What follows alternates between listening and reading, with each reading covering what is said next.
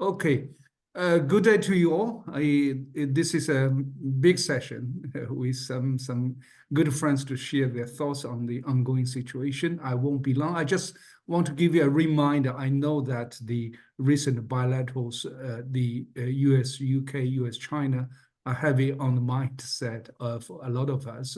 But this is not going to be focus of today's discussion. And probably you have received an invitation for another session on Friday. And today, the session will be purely kind of quantitative analysis on the ongoing situation, its impact, so on and so forth, based on the good reports by WTO, IMF, and Global Trade Alert.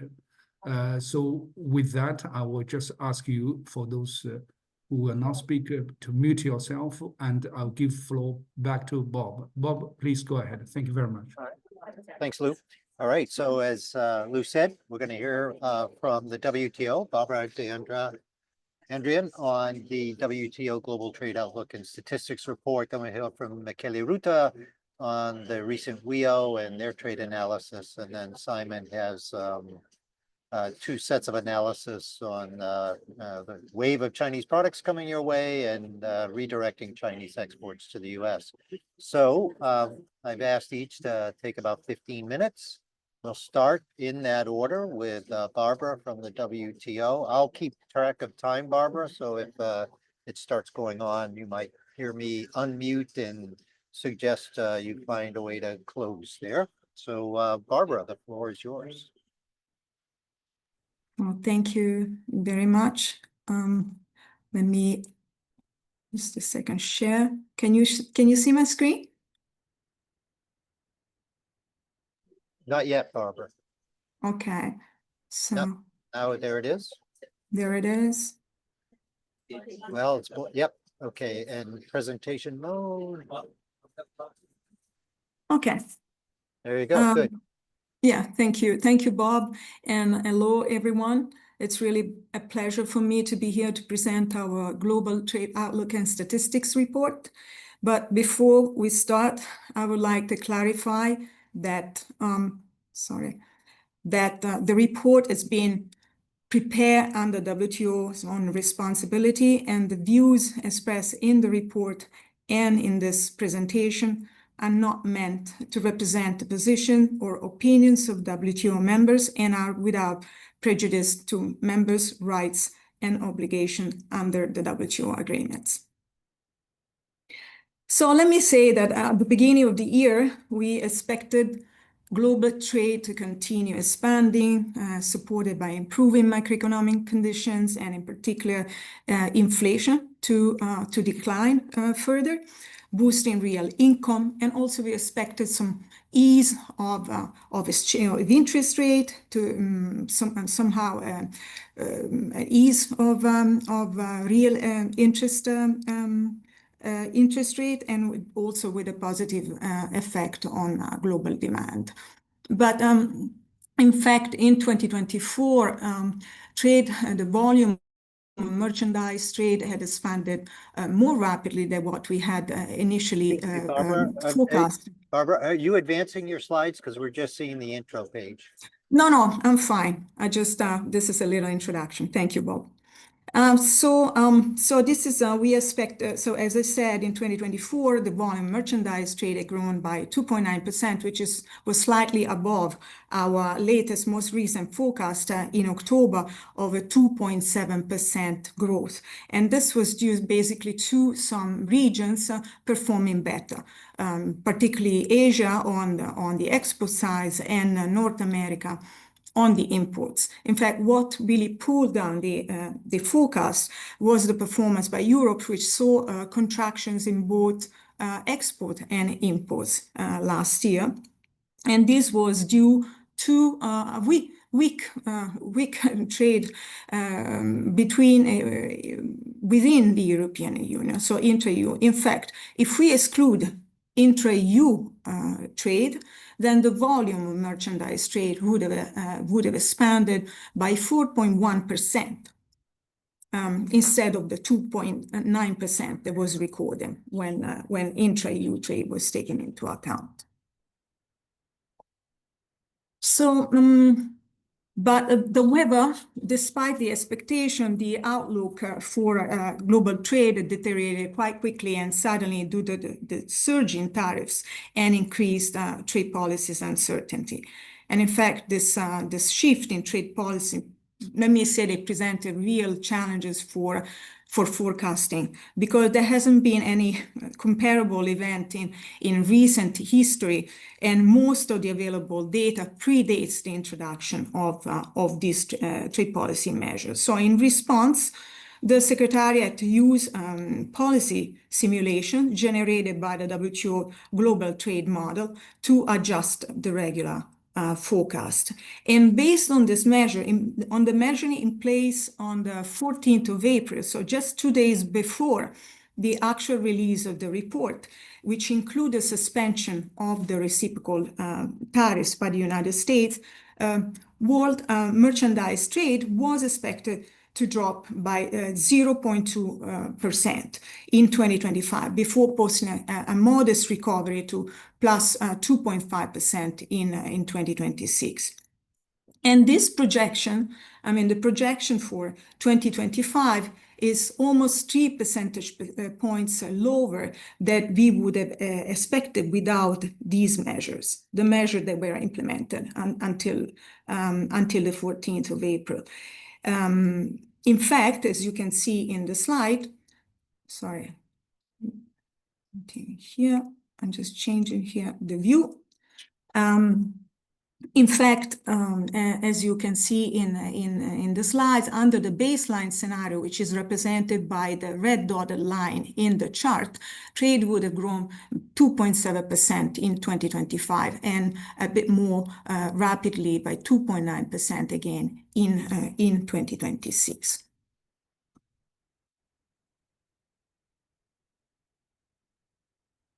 And this chart, which compares the baseline with the adjusted forecast scenario, shows that the policy shift would affect trade in all regions, but especially North America. In fact, under the baseline scenario, the baseline forecast scenario, which is the chart on the left, all regions were projected to make positive contribution to trade growth in 2025 and in 2026, although the individual contribution from North America, which is the orange part of the columns, would have been lower than in 2024, and this is the same, and also applies also to Asia. For the first time, and that was some good news, for the first time after 2 years of declines, Europe was also projected to support trade growth, and it is represented by the green segment of the bar in the chart. As I said, and also a little bit more in 2026, and this, as I said, this was the first time. Now, according to our adjusted scenario, the chart on the right, the situation has changed quite dramatically, because North America would subtract 1.7 percentage points from the global merchandise trade growth in 2025, as the region would turn negative. We would see a significant drop in both exports and imports. And this will turn, of course, the overall volume growth into negative numbers.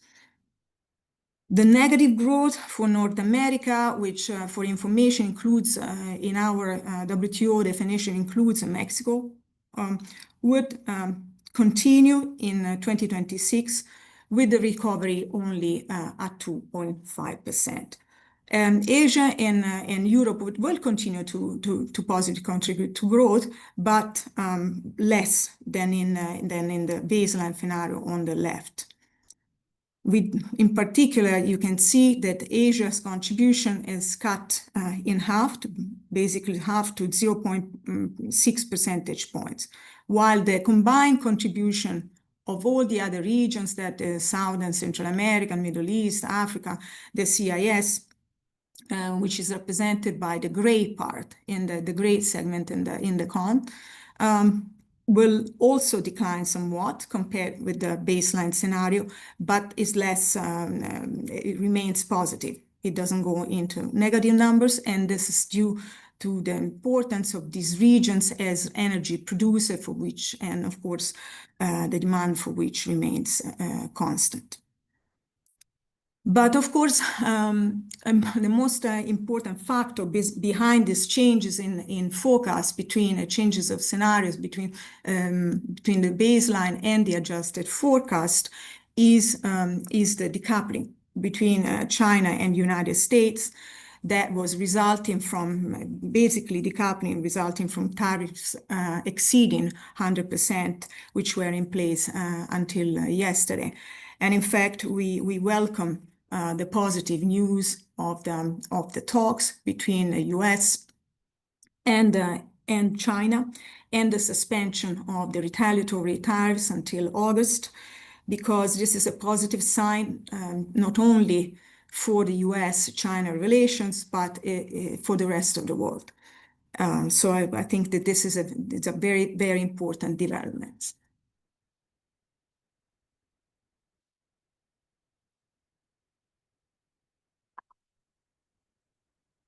But there are some risks also to the forecast, because the reinstatement of reciprocal tariffs, which is under suspended for 90 days as proposed by United States until the 9th of July, will have some it is an important downward risk. And this could have also some negative impact on some vulnerable economies. There are also additional risks, and all these risks have been taken into account in the report. As you've seen, it has different scenarios. The additional risk is the spreading of trade policy uncertainty beyond non-US trade relations. So what will happen is that, according to the report, to the analysis in the report, if implemented, the reciprocal tariff would reduce global merchandise trade volume growth by 0.6 percentage points. Now, if you see in the chart on the right, you see the first column, it reflects, let's say, the current situation, the base and the adjusted forecast. And this minus 2.9 percentage point is basically the difference in the table between the 2025 baseline forecast and the adjusted forecast. But so the reintroduction, the implementation of reciprocal tariffs would reduce global growth, global merchandise volume growth by 0.6 percentage points. So it will take us from minus 3.5%, and the spreading of trade policy uncertainty would shave off another 0.8 percentage points. And so we go at minus 4.3 percentage point deviation from the difference between the baseline forecast to the fourth scenario, which represent the trade policy, the spreading of trade policy uncertainties. So together, the implementation of reciprocal tariffs and the spreading of trade policy uncertainty would lead to a decline of global merchandise trade volume of 1.5% of the 1% in 2025. And this, as I said, would impact some vulnerable economies. Now, if you look at the chart again on the right, we have focused on Africa and LDCs. What will be the impact? And at the aggregate level, see the outlook for Africa is in both on the export side and on the GDP side is quite stable, even after the possible restatement of reciprocal tariffs. But with the spreading of trade policies uncertainty, we already have some negative effect. Why is it so stable, the outlook? It's because the share of the bilateral trade between Africa and the US is very small. The relative share in each other's exports and imports is in the low digit numbers. However, there are important variations for specific countries, in particular for LDCs. And I want to mention the example of Lesotho, which is subject to reciprocal tariffs and its exports of textile products to the US represent 10% of GDP. So this is the implications. So this is what these are the downward risks. Some LDCs are particularly vulnerable to the current trade policy risks. And in fact, among the 10 economies that are the most affected by the highest, by reciprocal tariffs and the highest level of reciprocal tariffs, 5 are LDCs. So there is still this risk.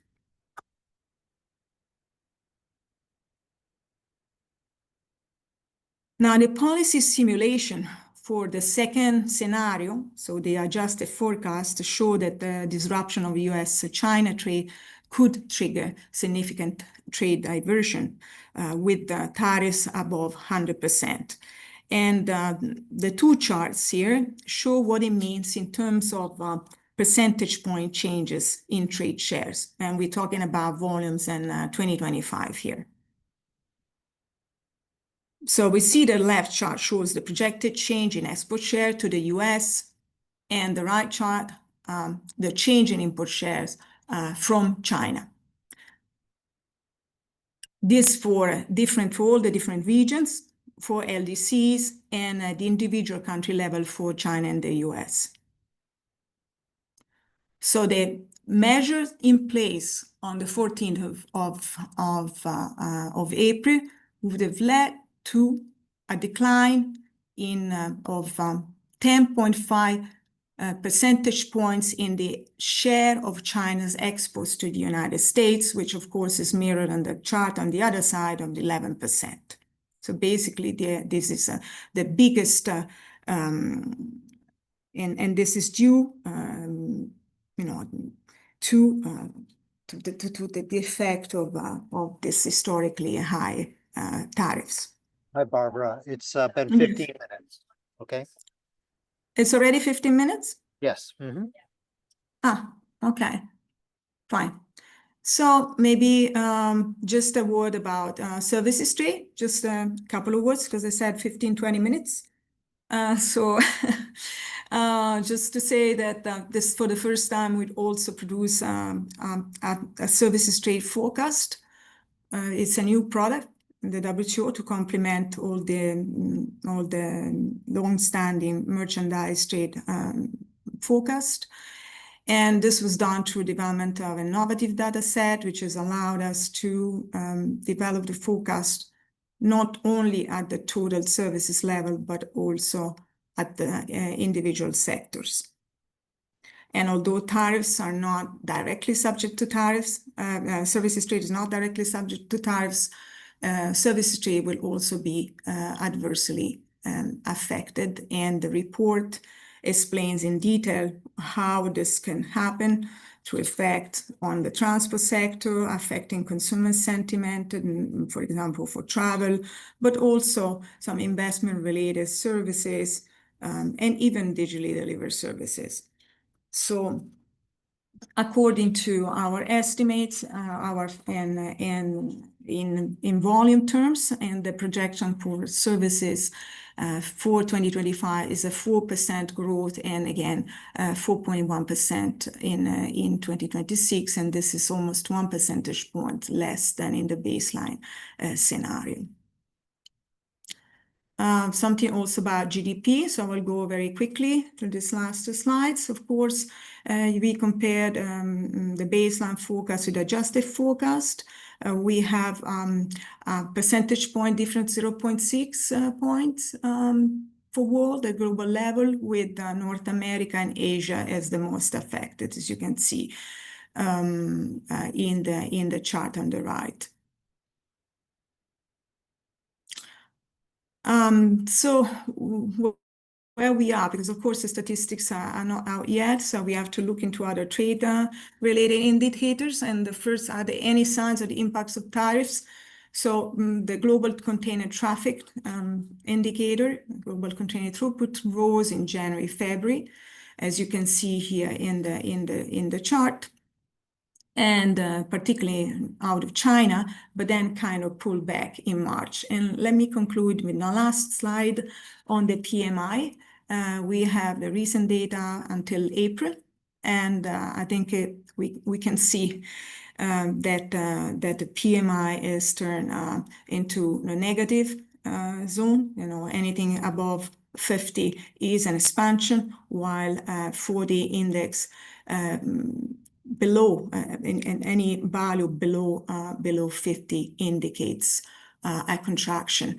And the latest numbers for April point to like a drastic decline, a bottom on manufacturing and on services. So that means that our expectation that services would be affected in terms of export orders was correct. And then here on the right side, you have a more detailed breakdown of new export orders for manufacturing at the individual country level, and the difference between the expectation in January, before the implementation, before all these trade policy measures were introduced, and the numbers and what we have right now, which is represented by the blue bar. So, and the gap means that this is there is an effect.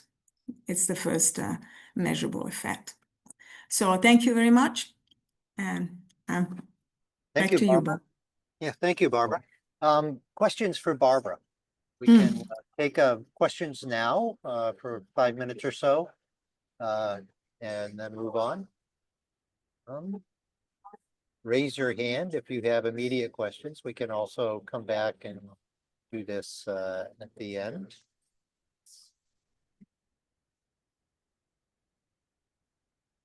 I'm not seeing any hands come up.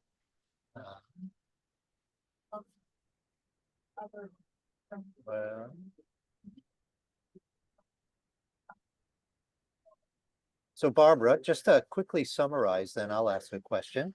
One of the big innovations in this forecast has been integrating sort of the quantitative trade shocks from the WTO model into the trade baseline, which has generally been sort of a macroeconomic driven by GDP. So my understanding is you're taking these GDP effects from the trade policy shocks and informing the model. Is that correct? So let's say that we're taking the policy simulation that were done, they were used to measure an uncertainty. So use the tariff water, and so that there's explained in detail in the report. And so then the results of the simulations, and that there are 4 scenarios, were used to adjust the baseline scenario, which is based only on GDP assumptions and normal time series forecasting.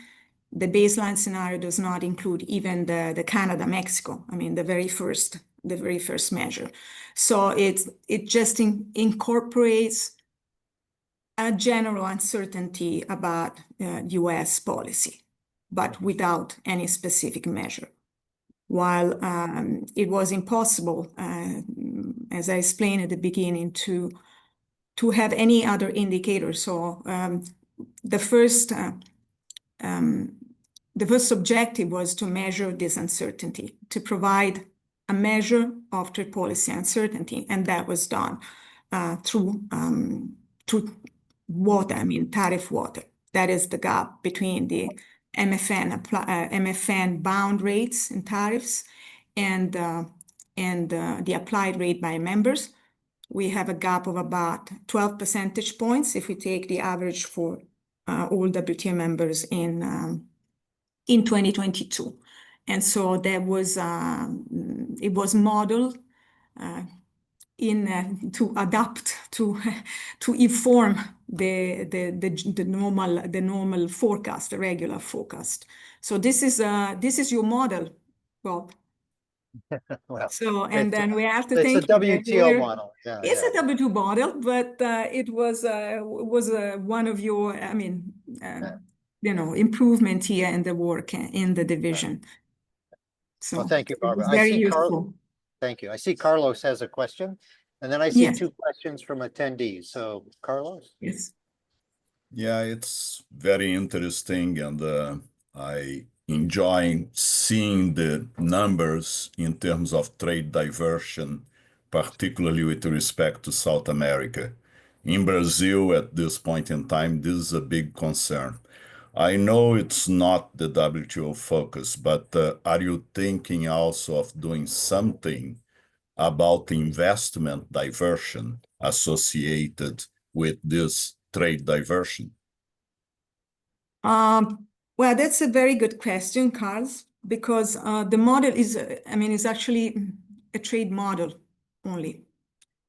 But it's not, we're not going to do anything for the FDI at the moment. So for what I'm concerned, but I have to consult with my colleague who is work directly on the model with Eddie.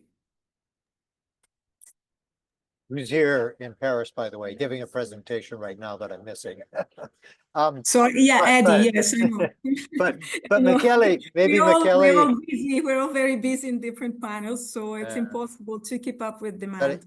it's a great question, Carlos, and perhaps, I don't mean to presume this, but maybe Michele will touch on that in the IMF discussion. All right, so I see two questions from attendees. Durga Busal, can you ask your question? Thank you very much, Barbara, for this outstanding presentation. I enjoyed, but it is very hard for me to digest immediately through the slides. However, I saw in your previous slide that the LDC's share will increase like 3%. Could you elaborate more on this hypothesis? How does it look like?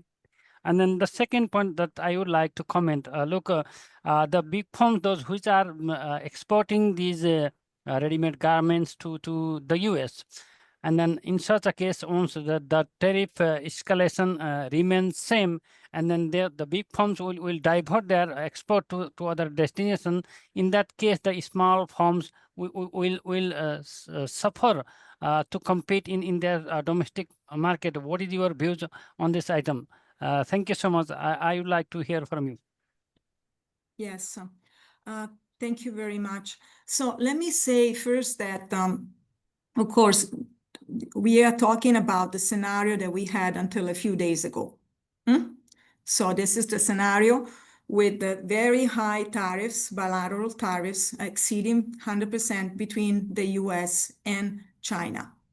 And we also said that we are very happy that we have seen a positive resolution and the end of this retaliatory tariff. So that 3.2% that you see in increase in the export shares to China reflects the possible short-term gains of LDCs due to the lowering exports of China to the US. So that LDCs could fill in the gap left by China's exports in the short term. But this reflects, as we said, the scenario, the first scenario, the second scenario in the four different scenarios that are contemplated and presented in the report. We also said, and we seem to be somehow past, at least until August, that dramatic scenario. So we said that, but a possible implementation of the reciprocal tariffs, which are currently suspended, might lead to a different result and actually to some losses for LDCs. If you go back to my second slide, I think, and we make sure that you have the slides. So in the short term, we will have gains. historically high bilateral tariffs between China and US remain in place. Short-term gains for LDCs, but then a reinstatement or a spread in trade policy uncertainty would lead to declines and severe consequence for at least some of the LDCs. Thanks, Barbara. By the way, Durga is a counselor with the Nepal mission. And we have one more question and then we'll move on. Yes. And that is from Nen Chansamuth, who is commercial attaché for the permanent mission of Cambodia. Nen, please ask your question. Thank you. Thank you, Bob, and thank you, Barbara, for the presentation on briefly on the global outlooks, which was released last month. Actually, I had almost identical question with Mr. Durga regarding the change in export share to the US. While previously in a normal situation, it don't seem to be an increase of the share, but when there is a tariff or reciprocal tariff, it is really want to understand how this have been increased, and especially to which regions, because some region of the LDCs may not have the product to export to the US. At the same time, some tariff for LDCs also different. For example, Cambodia had 49% before the post for 90 days. That's maybe a similar question to Durga. Yeah, he already asked, so maybe you can shed light on that. And also you mentioned that LDC have smaller impacts. That's I also want to understand further. So maybe the regions and the specific products beside garment factories products. Thank you. Okay, thank you, Nan, and thank you for your kind words. Yeah, we are very concerned about the LDCs, and let's say that the WTO Secretary is looking into assessing the impact of the specific measures on LDC exports. So we're looking into this right now, and so I think you will hear more. But so I said that there would be only in the short term some gains. And we already passed in a way that situation, at least until August. And for the second part, the implementation of reciprocal tariffs would not have a positive impact on LDCs. And you have to go back to my slide. Maybe I don't know if there is any time to share them. You can see them later when we share the PDFs, or also directly in the report with the table in the analytical chapter. That's where you have to look at. And then you see that there is a downward risk for LDCs. I mentioned Lesotho, but there are also others. Thank you, Barbara. And thanks for the great questions. And certainly I would encourage WTO members to stop by and talk with the Secretariat about their analysis and dive deeper into these kinds of questions. And if they don't have the answers, they might be able to look into them and help you out. Okay, so now we are we are already helping them out, and I think we are very I mean, the LDCs really remain a priority for the WTO, their integration in multilateral trading system, especially at a very difficult and challenging context like this. Well, thank you, Barbara, and thanks for the engagement from the panelists and attendees. Now let's hear from the IMF. Michele, let's hear what you guys did in the WIO. Floor is yours. I'll keep track of time, about 15-20 minutes, and then we'll open it up for questions and go to Simon. Michele, thank you so much. Thanks, Bob, and thanks everyone for inviting me here. So my plan here is to go over just a part of the work that we did in the WIO. I think here the general context is very well known. So the concern is the increase in tariffs in the US and the countermeasures of other partners. The WIO that came out just 3 weeks ago had downward projections for global GDP and for global trade. Similar, not exactly the same, but similar to what Barbara was just talking about. Now here, though, rather than talking about the general projections, what I want to do here is to talk about the modeling that informed the WIO, that is discussed in the WIO, that aims specifically at assessing the impact of the tariffs. Obviously, there are many other things that are changing at the same time, other policies. Here I'm zooming in on the modeling that we did on the impact of the tariffs. We use essentially 3 models. Given the time constraints, I don't want to go too much into the details, but basically what we had was a macro model, which is the standard model. It's called the GIMF, that the IMF uses to do its forecast. And then we used 2 trade models, 2 quantitative trade models. Now, the reason why we use this plurality of models is that they complement each other. The macro model is a dynamic model. It gives you information on what's happening what can happen in the short term and what can happen in the long term. But on the other hand, it's also very aggregate, so doesn't have much sectoral granularity. To get the perspective of the sectoral impacts, the trade models do a better job. And with the trade models, you can also have more country granularity, and so that's why we use them. But on the other hand, the trade models are long-term models, so they are not very informative of what happens in the short term, and they also are not dynamic. So they basically compare a long-term equilibrium with the tariffs with a long-term equilibrium without the tariffs. So the idea was, let's look at different models that have ups and downs and trying to get an understanding of what these tariffs may do to the global economy and to some individual countries. I'd say more on the details later on. One important caveat, different from what Barbara and colleagues at WTO did, they looked at escalation. We didn't really do that here. And they included the trade policy uncertainty, which I think is a very useful direction for research. Here, there is no uncertainty. Long story short, we really see this as lower bound estimates of what the impact of the tariffs is.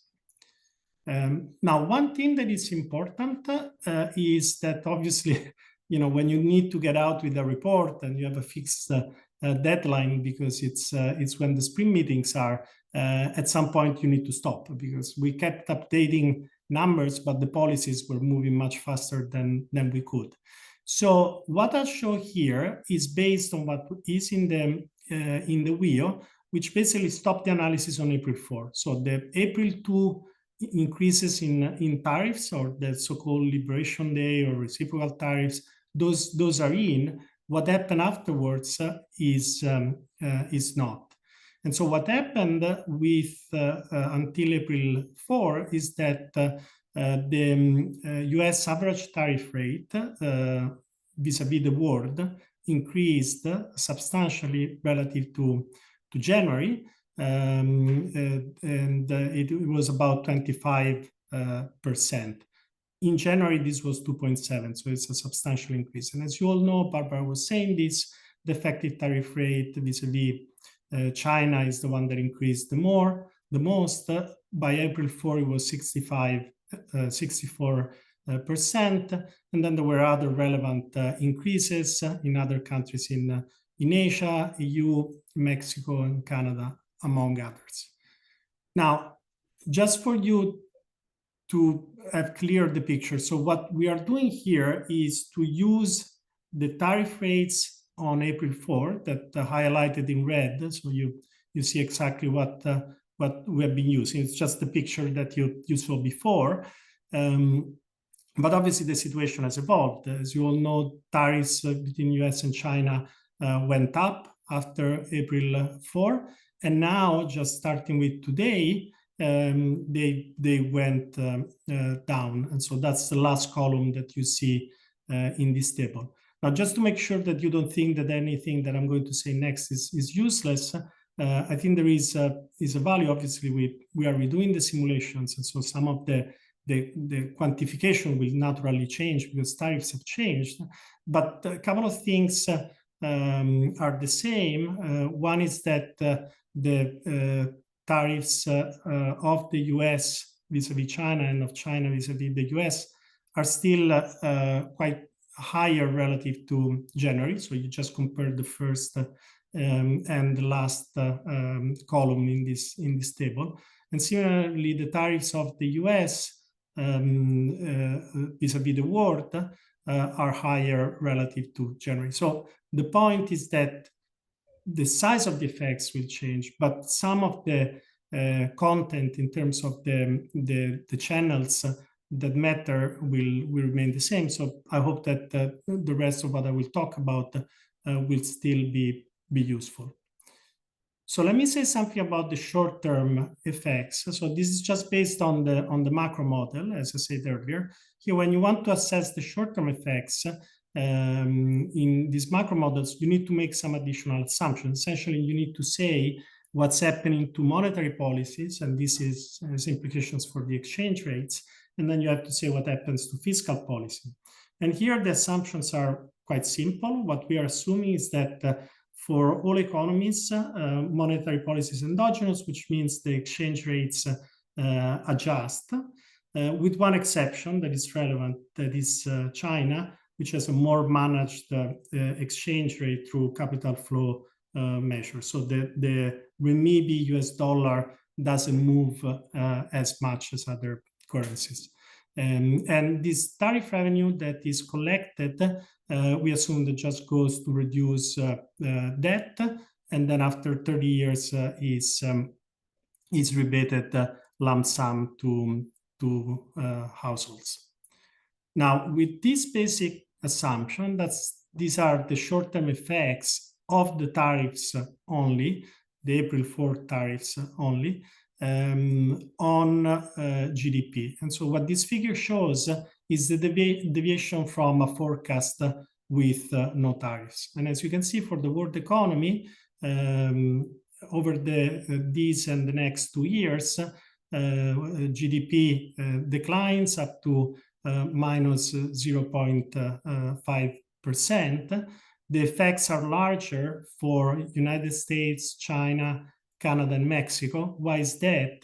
This is because these are the most exposed economies, either because they are the economies that are increasing the tariffs the most, or simply in the case of Canada and Mexico, because they are more directly exposed to the United States.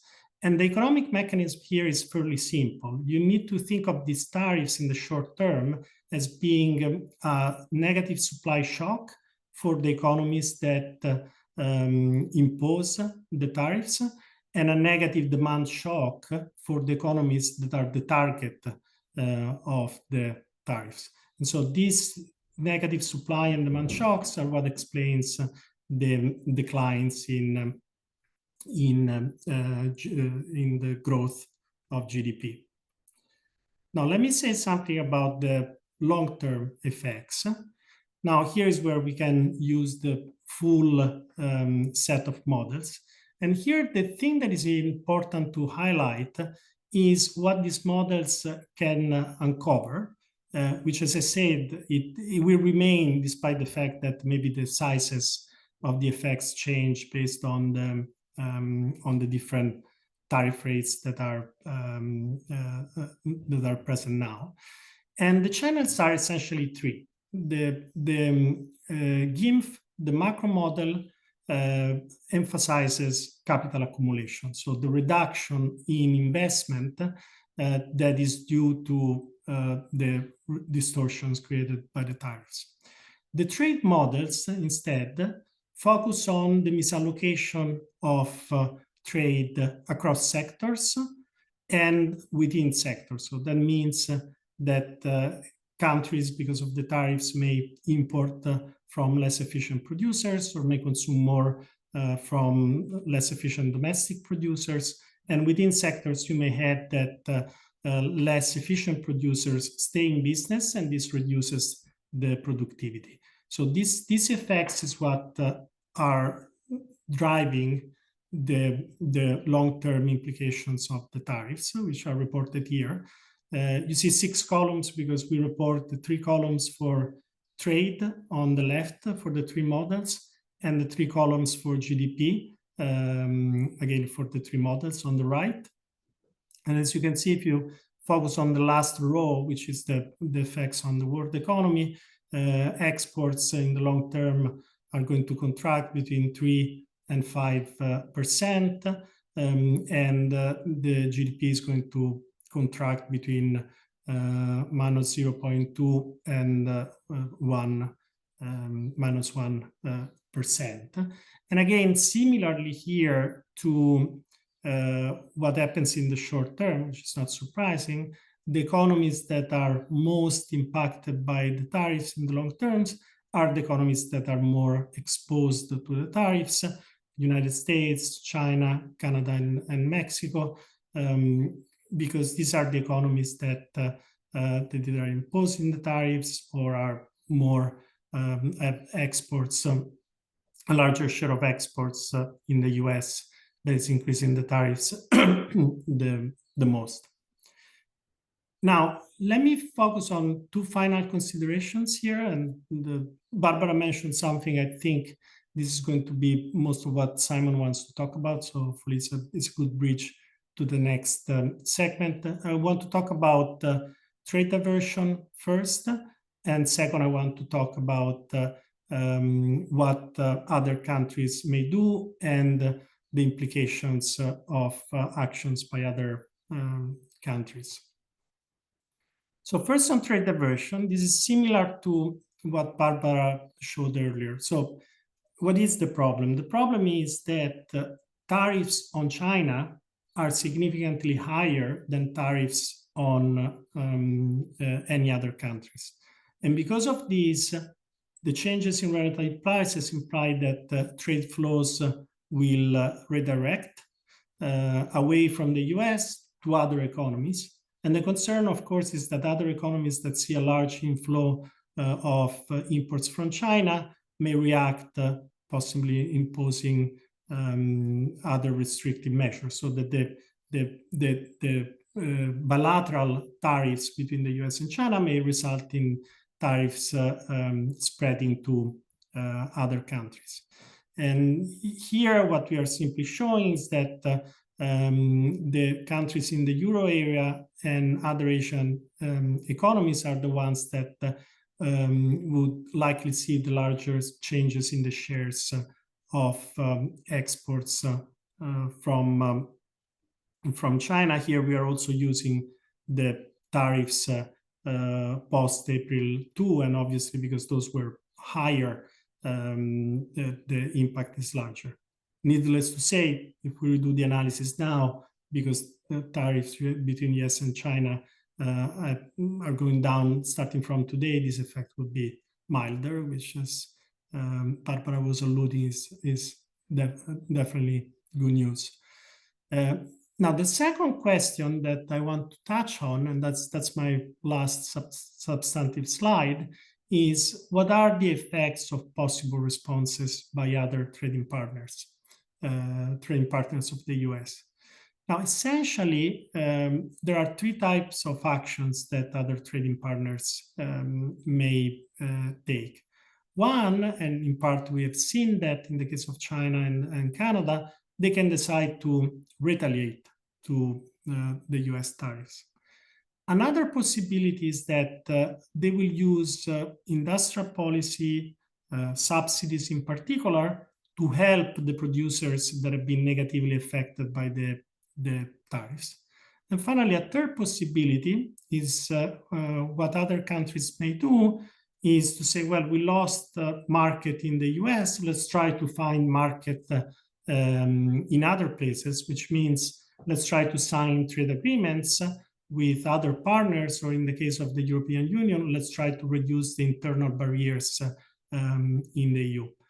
So we use one of the trade models to simulate these different policy responses and simply see what the outcome would be. And the bottom line is that retaliation generally is inefficient. And the reason is that it compensates the negative terms of trade effects. So there is a rationale for retaliation. But on the other hand, it also creates additional distortions for the countries that are retaliating. And so here welfare declines, and definitely declines for the world as a whole.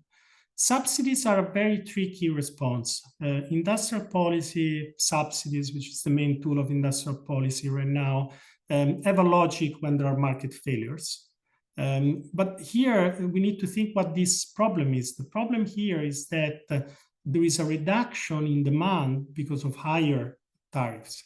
So if the response by governments is to subsidize production of the producers that have been negatively affected, the gap between global demand and global supply becomes even larger. So you are adding distortions to distortions. So that's why in this case, the effect overall is negative. On the other hand, integration, so signing new trade agreements or deepening integration within existing regional blocks, that's the kind of response that actually reduces distortion. So it has the effect of increasing efficiency. Here, for instance, one of the things that we did, since there is some talk of EU CPTPP trade agreement, we just try to include that among the types of trade agreements that could be happening in the future. So bottom line, economic integration with other partners seems to be the one that increases welfare because it reduces inefficiencies and should definitely be part of the policy mix. So just to conclude. Okay, thanks, Michele. Yep. Okay, conclusion. Yeah, no, just to sum up, I can skip this, but bottom line is that the configuration of tariffs may change. It changed since April 4 when we had to close our analysis for the wheel. It will likely continue to change after May 2, the agreement of US, China, and May 12.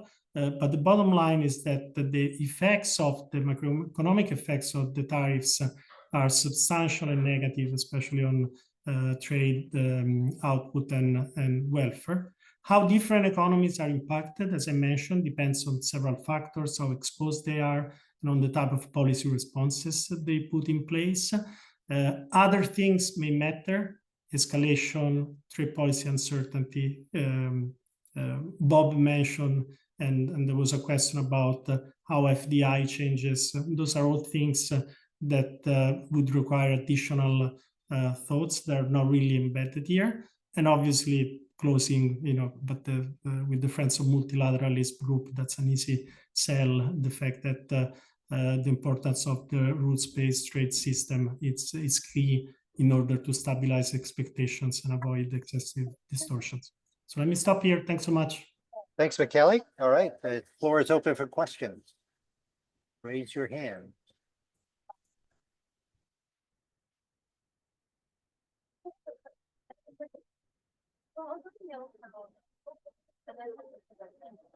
Jonathan. Hi, and thanks to both presenters so far, and it's probably a question for all, and that is, with all the sophistication of those of you who are professional economists, is there any work, and Simon may have views on this as well, for more granularity in, for example, the array of sector-specific tariffs? On or off again, because if you take steel or minerals, given their upstream and downstream derivative impact on several other sectors, that's a larger impact than a straight consumer good.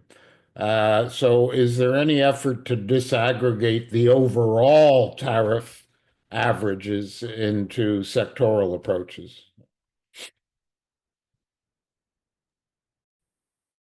Michele, Barbara, Simon, do you guys want to take a shot at that? I can go ahead, yeah. So, and I was a little bit quick in the presentation of the model. So there are some things that the models already do and some things that the models don't do. So the kind of sectoral granularity that you have in mind, that's exactly the reason why we wanted to have the quantitative trade models. Because those come from the bottom-up aggregation of the HS6 tariff line. Obviously, there is a limit to the kind of, so in one model, we have 12 sectors, and the other model, we have 17 sectors. So that has to be always aggregated up to some extent. Partial equilibrium models can be used always to keep it at the very granular level. And so that's additional analysis that we also do at the fund that I didn't present here.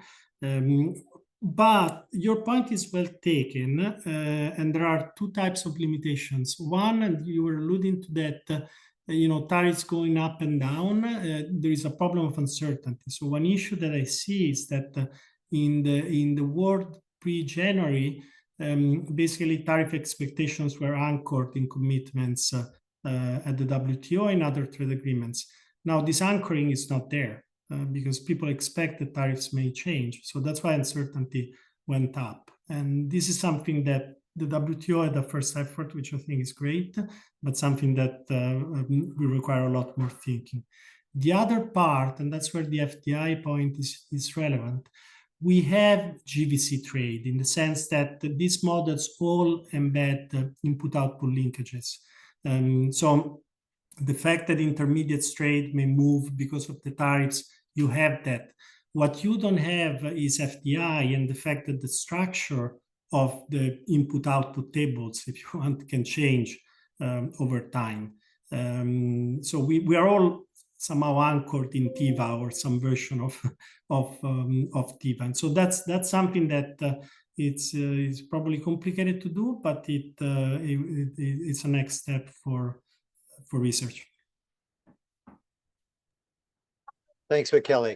By the way, a couple of years ago, you guys had, I think, a WEO chapter on fragmentation that addressed FDI, if I remember correctly. That was we were doing some work on the trade fragmentation, and you guys did some work on the FDI fragmentation, probably incorporating trade also. But that's from a WEO from a couple of years ago.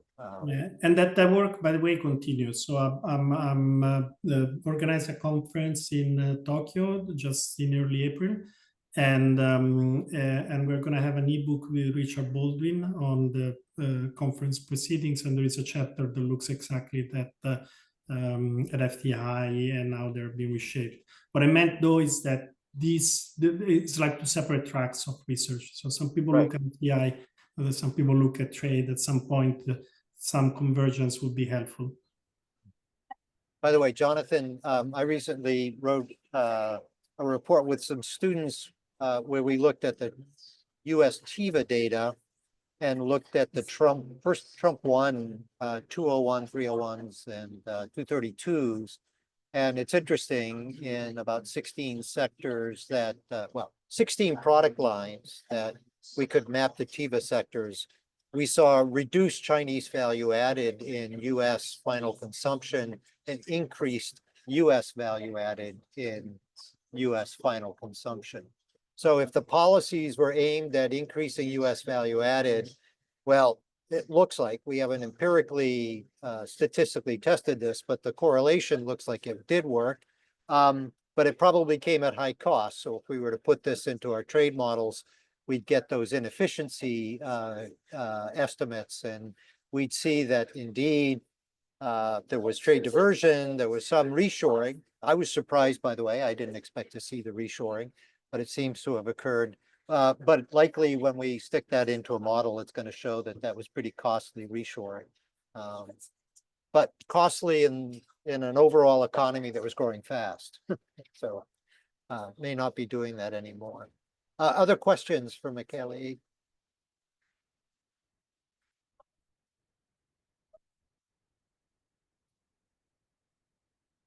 Well, it's a great presentation. Maybe you were so clear, you explained everything, Michele.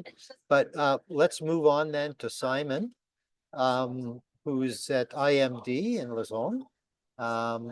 And he's going to talk about his measures of Chinese export redirection and redirecting Chinese exports from the US. So Simon, the floor is yours. And we'll open it up for questions for Simon and then have a general discussion. Thank you, Bob. My presentation will focus exclusively on the concern that as US tariffs have gone up on Chinese products, that they will be redirected to third markets. This is a concern because some people feel that there will be import surges and price dumping. A second round of effects could include job losses, deindustrialization, and the third round of effects is that governments may take retaliatory measures or measures to restrict imports to keep out those Chinese products in the first place, and this then could lead to a spread in protectionism. I will then now just raise my slides and take you through what I've found.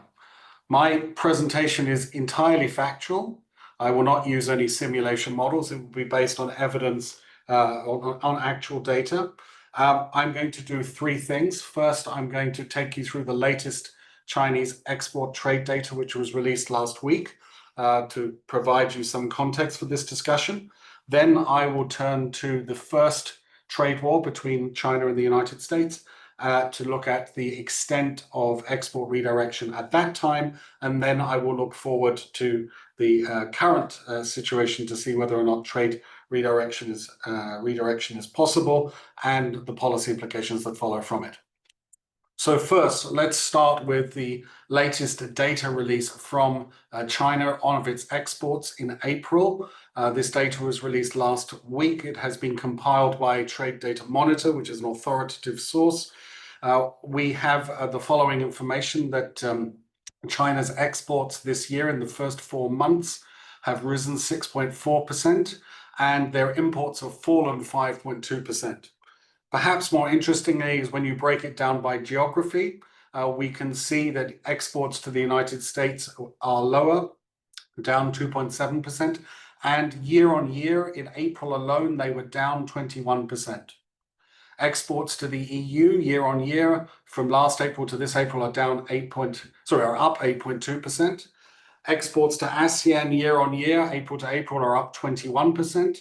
Exports to Latin America year on year are up 17.1%, and to Africa year on year are up 25.9%. So this is from Chinese data. You can see that the impacts in the last month are much larger than what we've seen for the averages of the previous 3.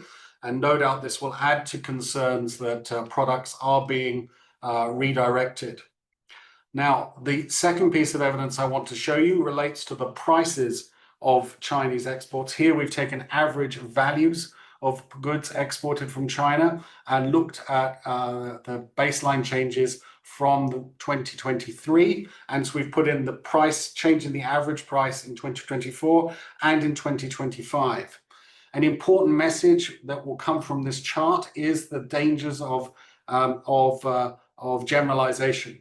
It turns out that for aluminium and mobile phones, Chinese export prices have actually been rising this year on average. So hard to sustain arguments of price dumping in those cases. However, we do have, if you go to the other end of the spectrum, that the export prices falls that we saw in 2024 have accelerated in 2025 in motor vehicles, petroleum products, and suitcases and bags. We also have the case that some products where export prices were rising last year have now started seeing prices falling. So integrated circuits, medicines and materials, and ships are 3 examples here. So we do not see a generalized pattern of massive price reductions in Chinese export products. There is a mix, but the trend is clearly, in many cases this year, for price reductions. So having laid out these facts, I now want to then turn around and discuss whether or not export redirection has happened in the past, and again, based on actual data. And then I will talk about the 2024 data and its implications for the future. So the Chinese April data would raise a lot of red flags for people. And so it's important then for us to judge what has happened previously. So what Fernando Martin and I did was to take the first US-China trade war and look in the first 18 months of that trade war before COVID scrambled trade flows to look at the products which China exported to the United States in large quantities. We looked at all the 6-digit HS codes where China exported more than $1 billion to the United States before the trade war began in 2017. There were 76 such HS codes. Of those 76, 60 faced tariffs. And then what we did was to look in all of the G20 countries plus Switzerland to see if there was an acceleration of imports above the rate previously seen over the last 5 years. And the acceleration had to be more than 5 percentage points. Example, if Switzerland was importing a product from China and over the 5 years before the trade war, imports were growing at 3% a year. If we saw imports growing in 2018 and 2019 at 8% or 9% or 10% more, we would count that as an import acceleration. And this would be an example then of how products were redirected from the United States market into the Swiss market at accelerated rates of importation. Of the 60 product types, we see huge variation across the G20 in how often we saw import acceleration subsequently happening after the trade war began. In the cases of Turkey, in only 5 of the 60 cases was there an import acceleration. In the case of Saudi Arabia, at the other end of the spectrum, we can see that in 70% of the 60 products, there was an import acceleration. An important message here then is that there is huge variation across countries in the actual experience of Chinese export deflection or export redirection. I think this is very important because it suggests that not everyone is going to, if the past is anything to go by, not everyone will experience a huge amounts of export redirection. And there will be lots of products where we do not see imports materially accelerating in growth over compared to the past. So the first finding then is that around 42% of the time where export redirection could have led to an import acceleration in a G20 country, did we find it? So this concern is a 42% concern. Now, the next thing we did, since we have access to the global trade alert data, we then went on to examine in how many of the cases where a country faced an import surge from China, did they actually take defensive measures? It may be that a country enjoyed the benefits of having more Chinese imports and did not take action. Interestingly, when you look across the G20 countries, there is a massive difference in the rate at which they took action against redirected exports. And you can see here when we go from Korea, Korea faced 26 instances where imports accelerated from China. In 0 cases did they take defensive measures of raising tariffs or of giving subsidies to local firms. In contrast, in all the cases that India faced, or 27 cases, India did take some type of defensive action. So I think the important point here is the tolerance for import increases following export redirection seem to vary enormously across countries. And we should not assume that just because trade deflection happens, governments will automatically raise trade barriers or engage in defensive supportive measures like offering subsidies to local firms.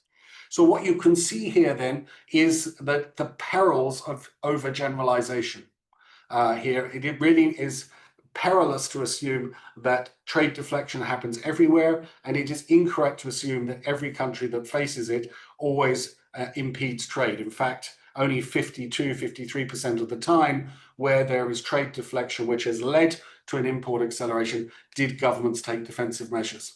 And I think this is important to highlight because the ability of the system to absorb redirected Chinese exports is significant.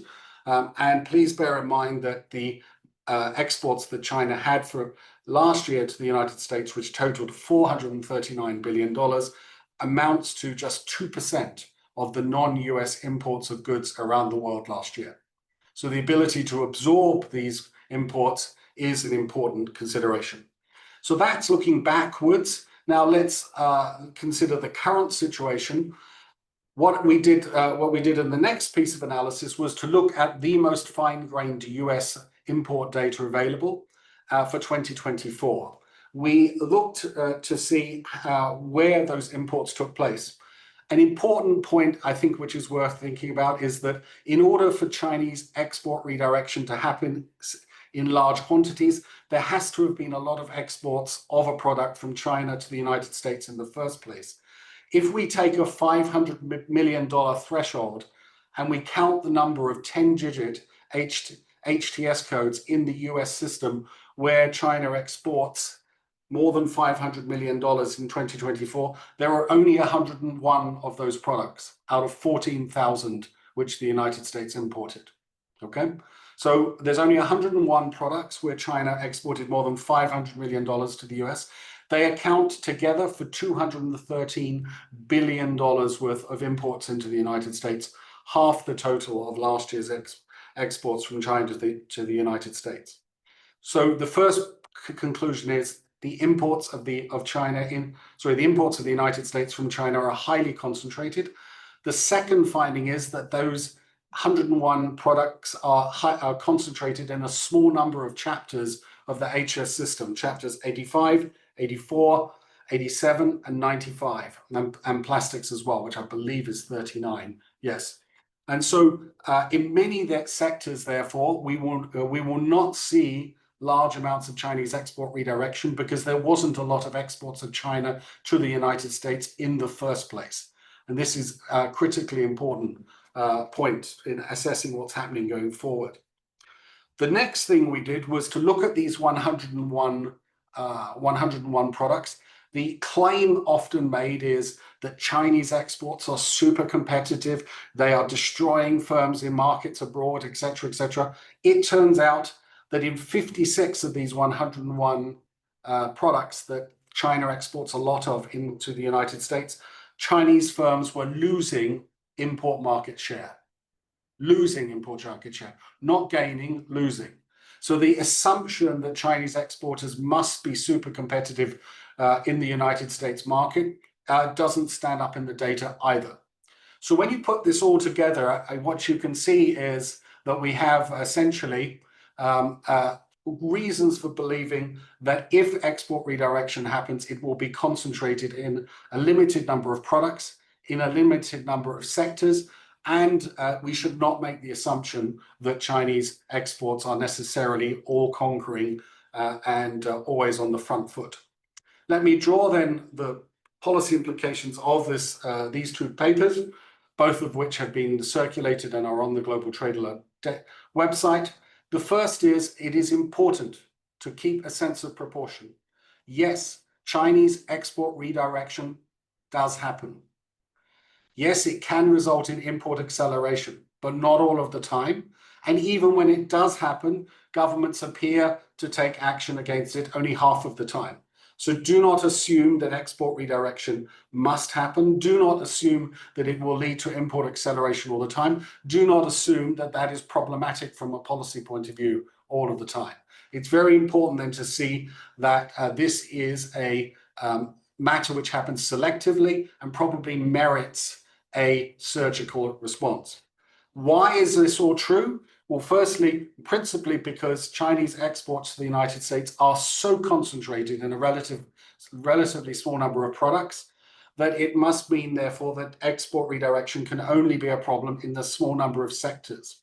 As our analysis has shown, forensic tracking of Chinese exports is possible, And it should therefore be possible for governments to be able to keep a track on whether or not imports from China are growing very quickly or exports from China are growing very fast. Let me make one last comment before stopping. The recent Geneva deal does not in any way undermine the value of this type of analysis. As Michele showed, in January, US US tariffs on Chinese exports were 13%. Now they are still 40%. So the concern about export redirection will not go away. But what I do think our analysis shows is that both on historical grounds and on the basis of current trade flows, the idea that this is going to be a systemically destructive problem, I think, is overblown, and that the preemptive case for raising imports barriers against Chinese goods before they arrive is even weaker now. And I raise that last point because there have been some jurisdictions, I can name the European Union and India, where this argument has been made by some industry associations, business interests, and policymakers. In my view, that type of response is not merited based on the data that I have assembled and shared with you today. And please remember, everything I've shown you today is based on facts of outcomes that have happened and not on simulations about how the world could be. Thank you. Thank you very much, Simon. I see first question from Rosine Plank, and then Michele Ruta. Carlos is up. Lou is up, but we'll go with Rosine. Rosine, floor is yours. Sorry, that was a mistake. Okay, Michele then, and then Carlos and Lou. Simon, thanks. This was very interesting presentation. Just wonder, did you guys look also at rerouting of trade through supply chains, which is something that happened substantially during the 2018-19 tariffs and transshipment? Because in both cases, that should affect the products and the flows that are in your analysis. And maybe that's part of the reason why you see less response than in terms of policy actions, because obviously countries may not want to impose barriers if what they're doing are importing more intermediates, processing them and exporting back to the US. So yeah, just if you looked into that, thanks. I'll give a very quick answer to that. Both of the mechanisms you described, transshipment and shipping stuff for processing and then on to the United States, these are all reasons for believing that the amount of goods exported from China that ultimately end up in the US market will be bigger than in the absence. So the pressure for redirection would be even lower if the mechanisms that you talked about are important.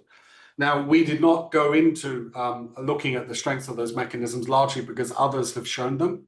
But I think in no way does this undermine the finding that as far as imports by non-US countries are concerned, okay, then as you say, some might well be reluctant to raise barriers largely because they're importing lots of parts and components. So they have good reasons not to retaliate. But I should add that most of the countries which were in this analysis that we did in the past were not from Southeast Asia, which is where that concern has been greatest, although the argument could be made in respect of Mexico as well.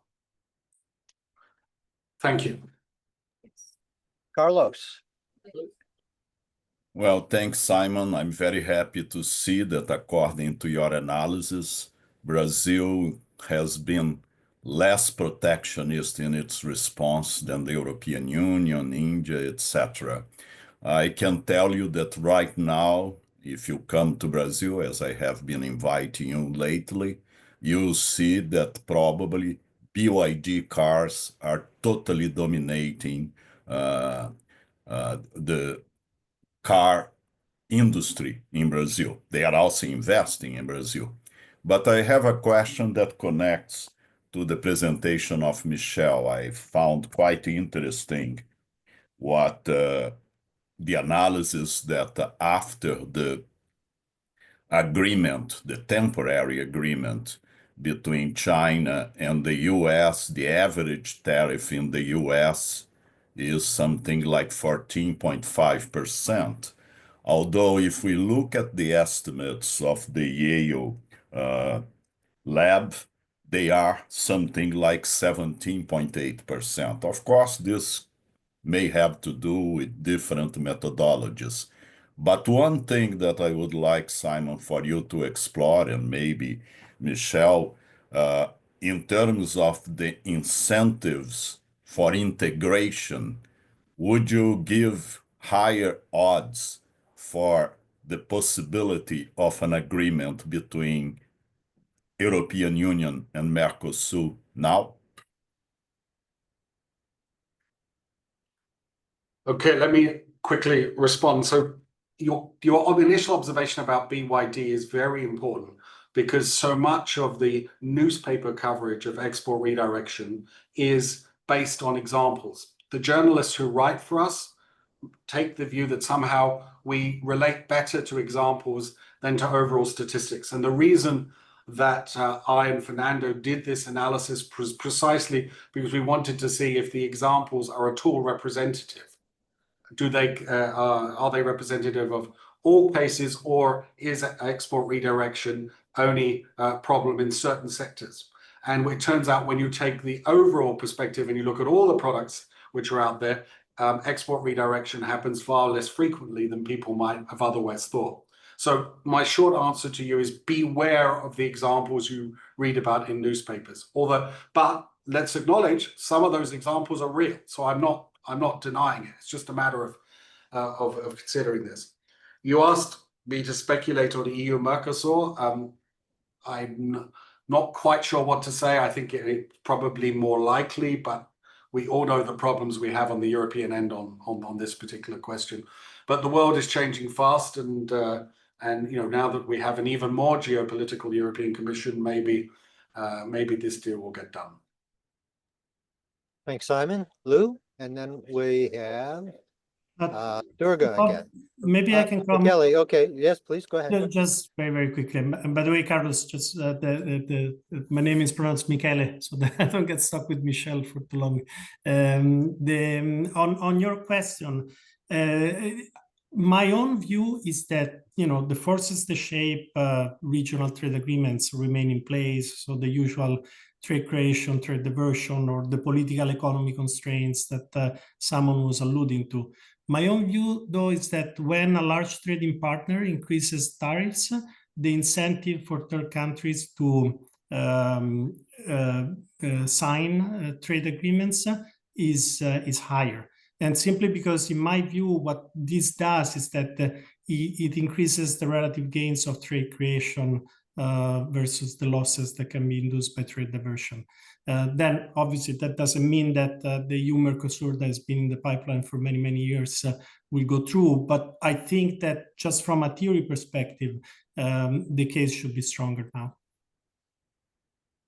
Thanks, Michele. Okay, Lou, floor is yours, and then we'll go to Durga. Yeah, thanks, Bob.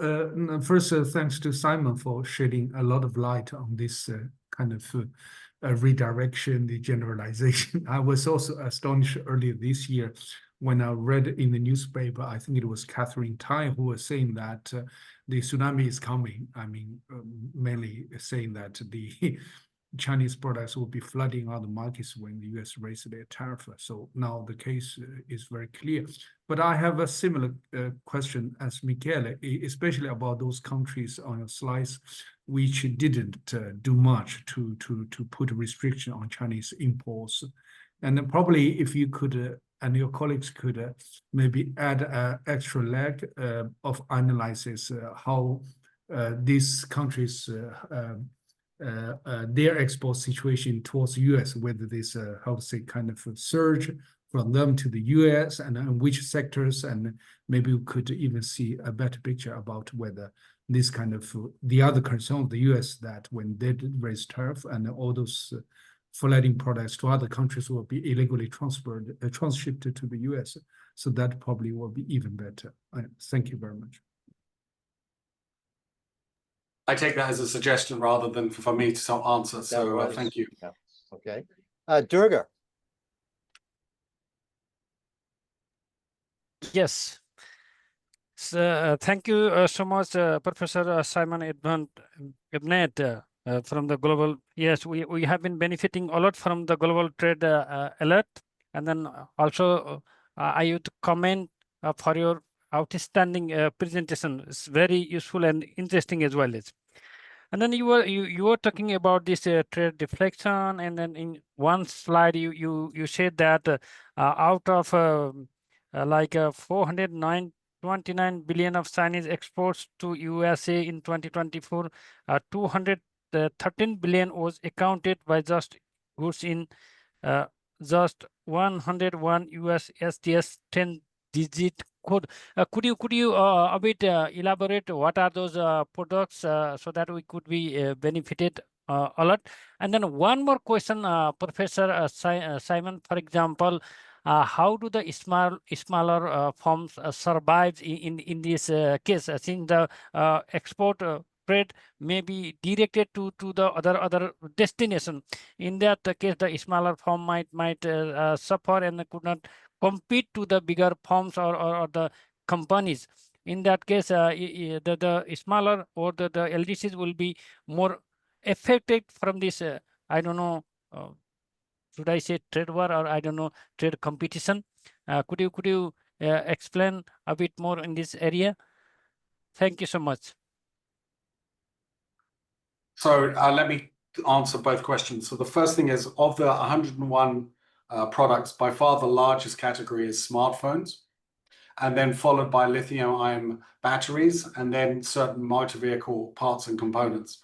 I can provide you with a list of the full 101 products. In fact, actually, you can obtain that list from the Global Trade Alert website, where we've posted it so that everyone can see exactly what products are